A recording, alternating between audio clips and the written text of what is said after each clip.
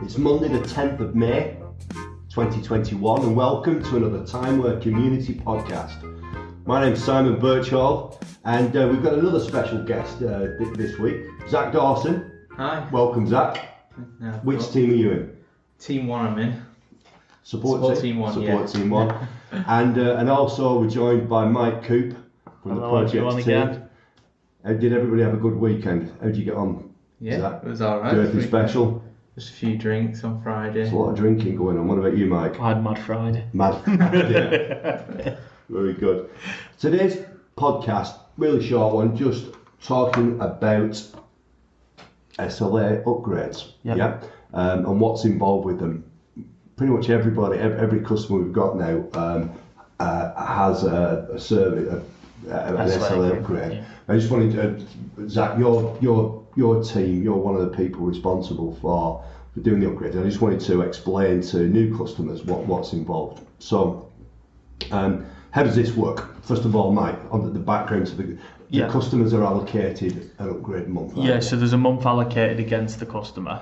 And How's that decided?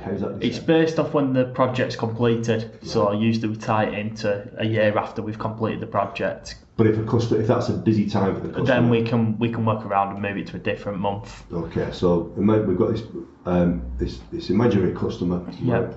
A and B Plastics. Yeah. And we do an install in July, and so usually we do the. Yeah, we'd ask them if July's a suitable month for them, and if Great. they said obviously no, it's not, then we can move it to an alternative. What happens then? So do we just turn up in July? No, so 2 months prior to the upgrade, we have Carl in the customer care team. He contacts the customer, arranges and completes what we call a pre-installation meeting, which is a meeting over the phone, and we're just getting some system information about how the system's configured. And then after that, he allocates a technician to it. So that's one of the support team members. And Zach, you're out pretty much the first week of every month, aren't you? Yeah, that's right. Yeah, that's your job. So Carl decides on the route.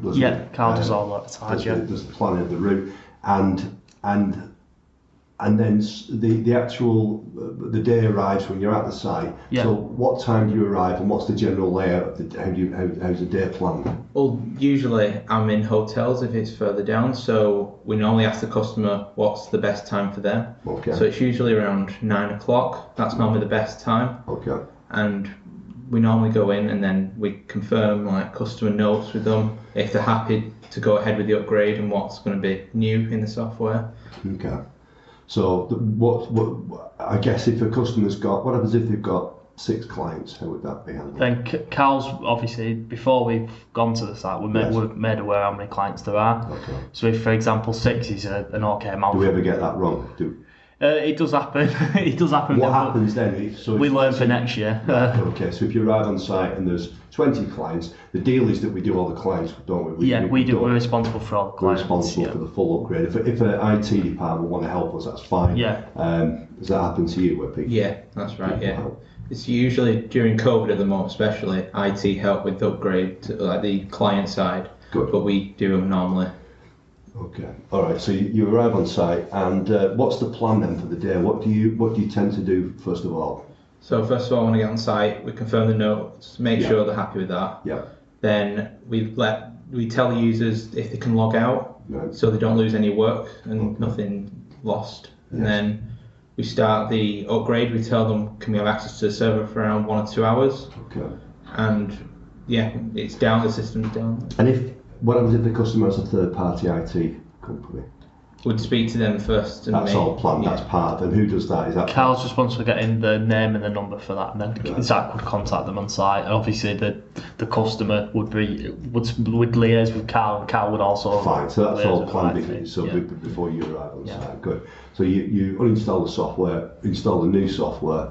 And you have to then go around all the clients, don't you? Make sure everything's running satisfactorily. And you have a checklist, don't you, to complete, make sure everything's done properly. It's all perfect. It's all perfect. Problems. Yeah. And then what's the very last thing that you would do? So then I go over some training with the users. What do we call that training? Feature awareness training. Feature awareness training. Okay. So at the moment, for some of the customers, it's mainly going through some of the new dashboards features. Yeah.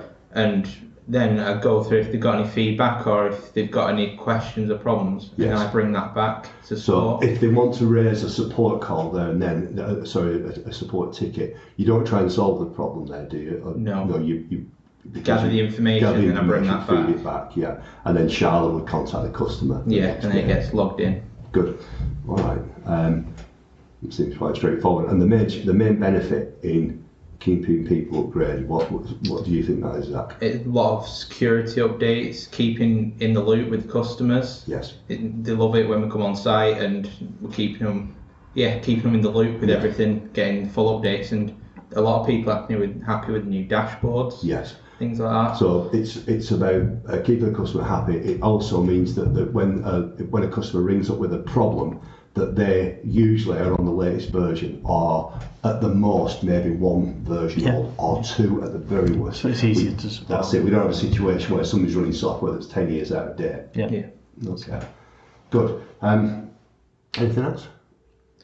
I think that's it. Okay, all right. Well, that was good. It's just an outline on on the procedures. If anybody's got any questions, as usual, if they could put a call into support, the contact Charlotte and support@timeware.co.uk, or contact her on the usual number, which is 0044 1706 658 222. Good. Anything else? No, that's it. Thank you. Thanks very much, guys. Cheers. Thank you. Bye bye.